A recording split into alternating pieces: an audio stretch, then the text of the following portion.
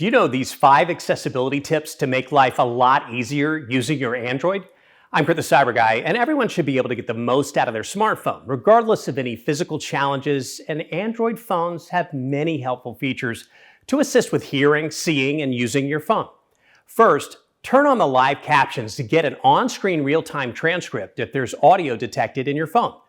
You can turn these on by pressing the volume button on the side of your phone up or down. Use these 3 dots on the volume settings here. Then press this key to turn on captions for when speech is detected.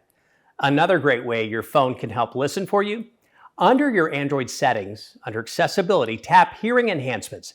Here you'll find sound notifications, which is a great built-in feature from Google that listens to sounds detected nearby your phone.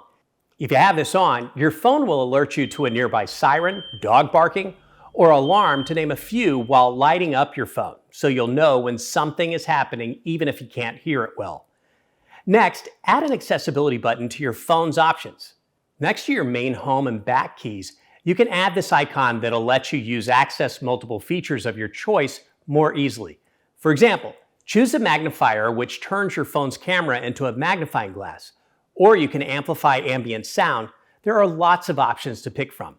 Androids have some great hearing enhancements under the accessibility settings, including the ability to connect your hearing aids via Bluetooth, play the phone's sound out of only one speaker so you can hear it better out of one ear, and even the ability to adapt the phone's sound to your age. Finally, make answering and ending phone calls a breeze.